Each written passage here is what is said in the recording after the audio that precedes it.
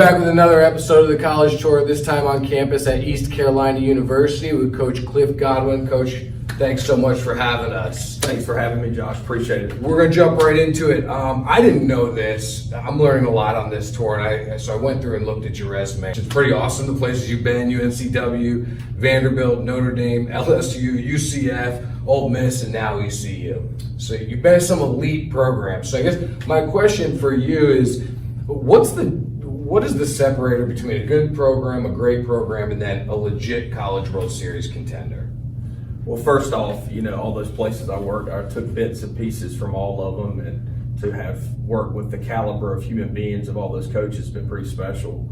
Two of them have won national championships, and the other one, Coach Bianco, is the longest tenured head coach in the SEC, so pretty special. The teams that had success that we were on, they were obviously very talented, but they were a group of guys who were really close to one another and just got in and got dirty every single day. And no matter what the result was, they got back up the next day, and they were really consistent in their preparation. When the kids are preaching what the leaders are behind the scenes of the locker room and the consistency shows up, that's when you have a chance to be really special. How do you do that? How do you get the kids to buy in like that and send your message when you're not around? You have to work on it every day.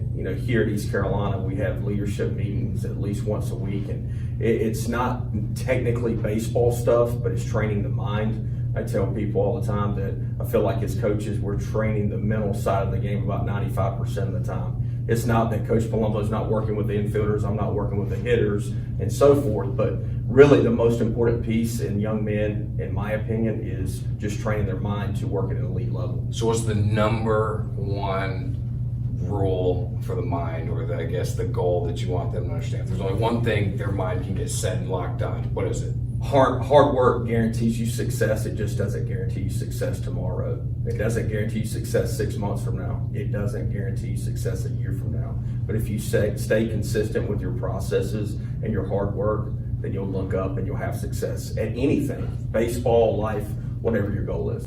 We always hear the term fit. We're looking for the right fit, but what is the right fit for ECU is not necessarily the same as any other school out there. Everybody's unique. So what is the right fit? What is the kind of student athlete you guys are looking to recruit? Well, one, when Coach Palumbo's out there recruiting, you're looking for talent that can help us win a national championship. That's the first piece. But after you see that, then you're diving into, what type of teammate, what kind of work ethic, does he like getting after it every single day? Because if you don't, then it will not be a good fit here at East Carolina. First and foremost, we want somebody that's really serious about their academic career. Everybody's not going to be a 4.0 student, but if you're a 3.5 or a 3.0 student, be the best of your ability. And we talk to our guys about that all the time. We have had a 3.4 team GPA or higher as a team for 2.5 years. So that's a big piece of our culture.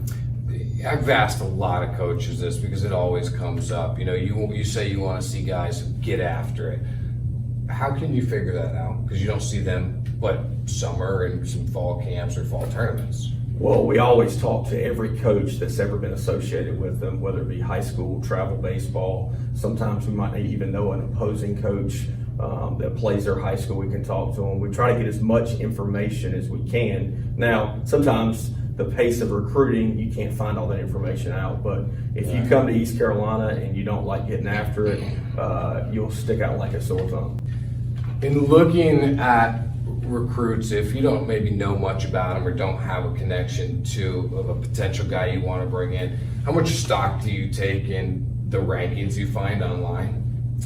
I'm going to be careful the way I phrase this, but not much. Okay. All right, that's the answer that we've gotten from everybody. I mean, it's wanting to put your eyes on.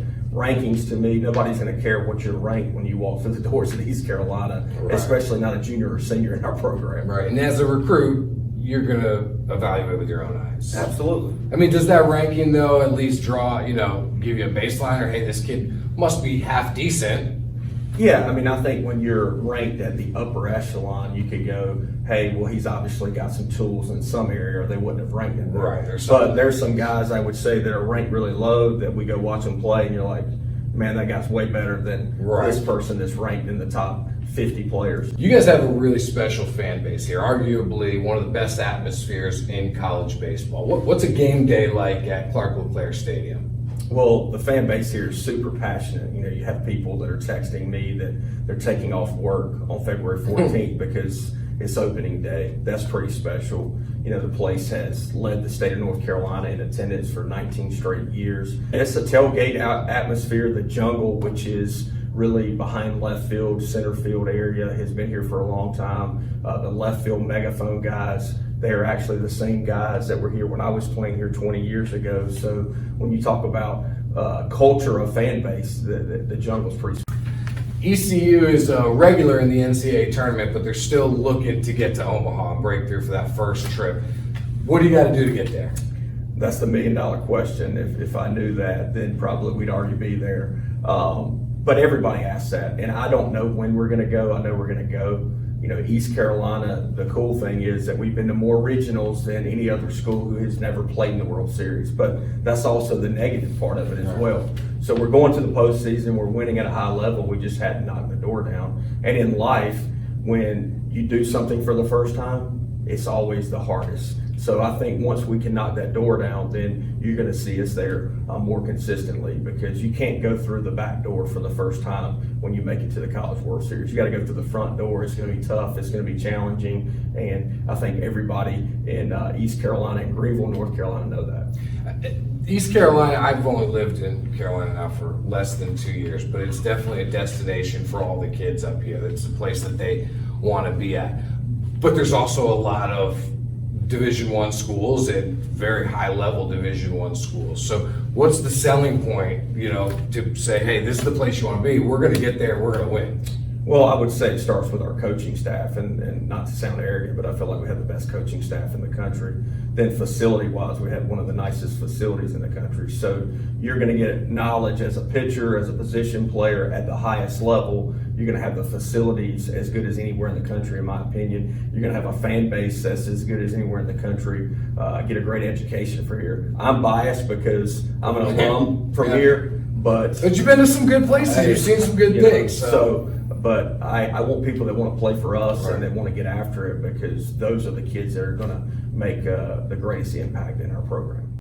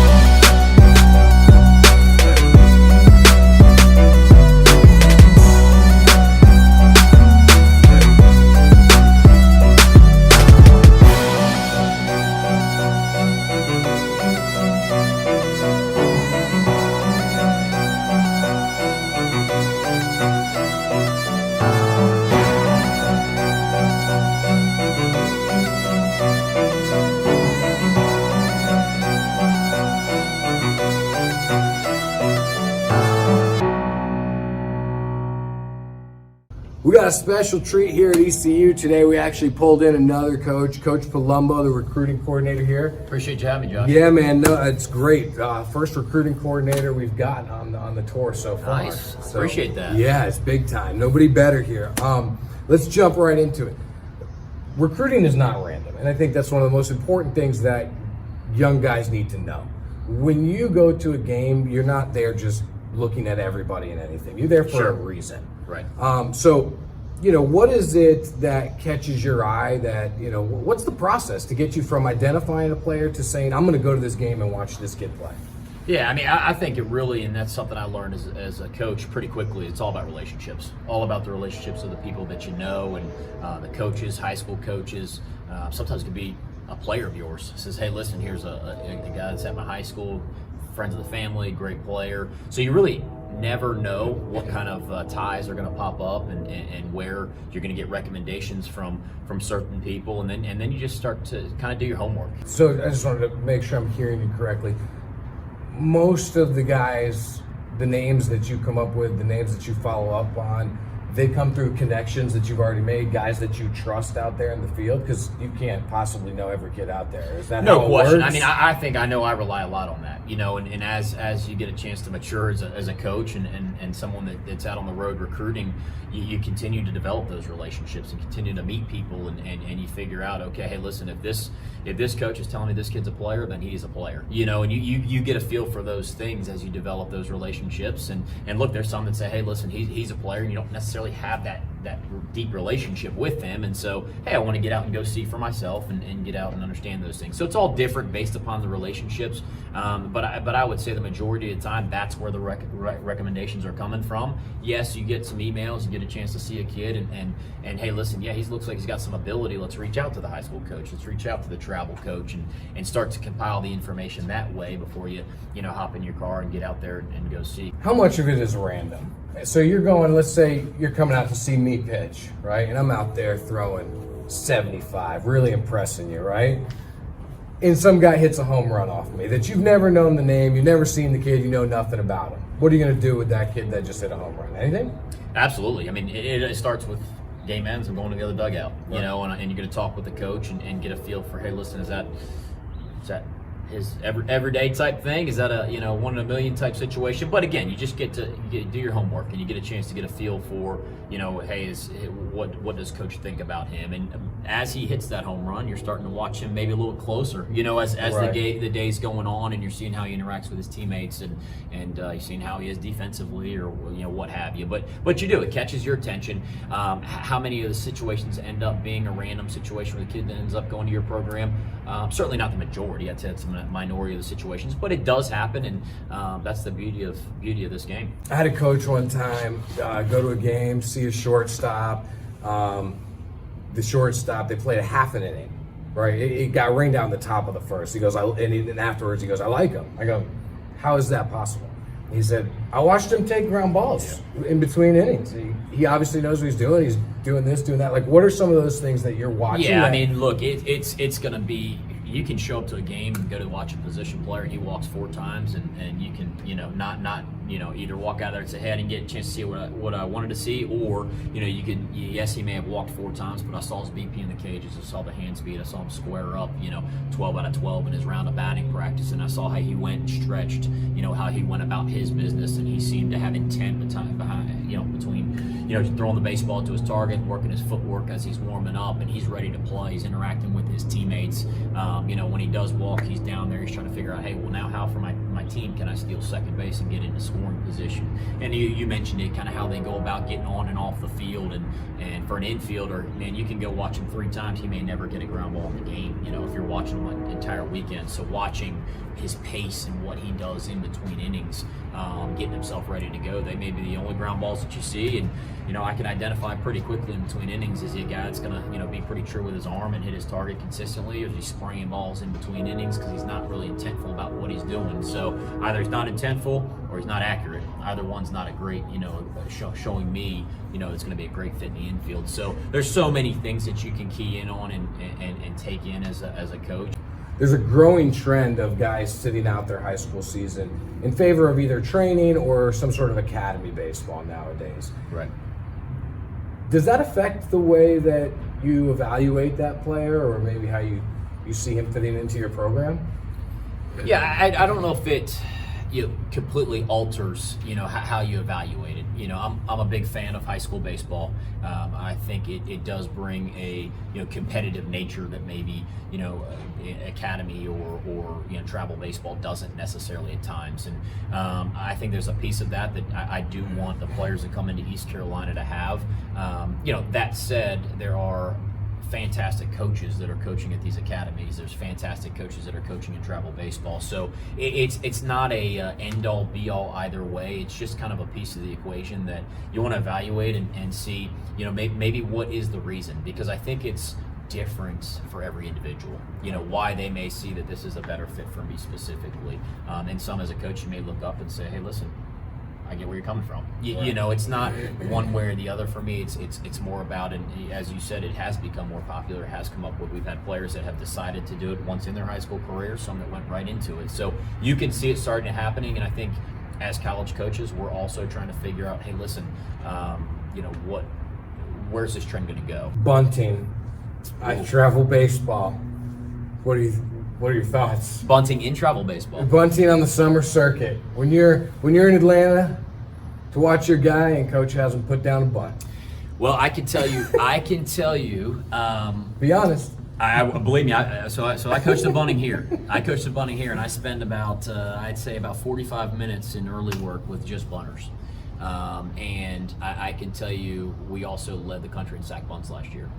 So for me, having the opportunity to see them play the game and the ability to do that, that is a tool for me that is very, very, it's going to help us tremendously here. So seeing their ability to do that, it's kind of like hitting the ball out of the yard. If I don't see that you can do that, then it's hard for me to evaluate it. So now I'm bringing in a player. Obviously, it's different players, different situations. But if you're in our game, if you're at our place, if you're if you're a rabbit, and you can run, and we want you to be at the top of the lineup and set the tone and be able to handle the bat. Having that skill set is huge for me, because if you're a runner and you can't do that, man, you better be able to steal a lot of bases. So you like to see the phases of the game play out? I like to see the game of baseball being played, and that's a piece of it for me that is important. Some coaches have told me that they're also evaluating the adults around the player. Sure. Is that true for you? And what are some things that you've seen, whether positive or negative, that kind of affect the way you go about recruiting a player? Yeah, I 100%. And that's, we talked about fit earlier, and it's a two-way street. And I'm a big believer that in the recruiting process, getting a chance to speak with the parents fairly routinely, it's going to give me a great gauge on whether or not, hey, listen, this is a family and a player that I think is going to be the right fit for East Carolina. But it's also on their end. They get a chance to know us. They get a chance to know who we are as people and who we are as a coaching staff. And when you're interacting with the families, you get a pretty good sense pretty quickly of, hey, listen, is this the type, not good or bad, just is this the right type of situation, that they're going to come into in our program. And you talk with them on the phone. You also get a chance to watch them on the road and how they're watching their son, and how, when there's adversity, how they handle that in the stands, how they might interact with other parents, all of those things. Once you're recruiting a player, and you get to know the families, you kind of watch those interactions. Have you had experiences where you saw whether parents or coaches act a certain way where you're just like, this is not going to be a situation for us? Absolutely. I mean, you see that's not maybe necessarily the fault of the player. It's not, and that's the part where you try to kind of read between the lines a little bit, because are there times where we've had a player and I really thoroughly enjoyed talking to him on the phone, and I may think, hey, he's very mature, right. But then you may see some things, from the parents that maybe you wouldn't necessarily like to be a part of your program. And last question. What's one thing you think high school players or high school families don't understand about your job as a recruiting coordinator? Or you would like them to understand? Here's what I would say. The biggest piece of the puzzle is, the more they can take ownership in their process, the better. I think sometimes, they may not understand that there's a lot of great players out there, Right. you know, and we're pulled in a lot of different directions. And I think the one piece that they often misunderstand is that we don't just recruit, that we also coach the team, and our players here, you know, are here at practice sometimes, and we're on the road watching, you know, their sons play, and they also need to understand that, hey, listen, if this does work out, your son may be the one that I'm having to not develop as much as maybe I'd like to on a daily basis, because I also have to be on the road recruiting. So there's a balance that we go through, and I think most families do understand that, but I think that's a piece of the puzzle. I get it often. My two favorite things are, you're a baseball coach, would he show up at the field at 3 o'clock and show Sit up on for practice? bucket? Yeah, how's that? You know, and then others that think we, you know, in my role, just recruit and don't coach the game. So, you know, look, we got 35 players, and, you know, four essentially 3 full-time coaches and a volunteer that is full-time. So we're trying to develop relationships, develop players, be around these guys as much as we possibly can to help them grow into people, you know, individuals that are ready to be successful in the real world, while traveling all over the country and trying to find players that can help us win a national championship and running transcripts and, you know, all the things that go into it. So you got a lot more going on than Look, we all do. If you're in the Right. sport, and you know that when you sign up for it. Right. But, you know, when families understand that, hey, listen, you know, there's a lot that goes into it, and you know, we're pulling a lot of different directions. So if we're not able to, you know, spend as much time, it's not because we don't want to. It's Right. just part of the equation. Great stuff. Yeah, Thanks Good. for having us, Coach. Yeah, I appreciate you guys coming out. Thank you. Fantastic. Thank you.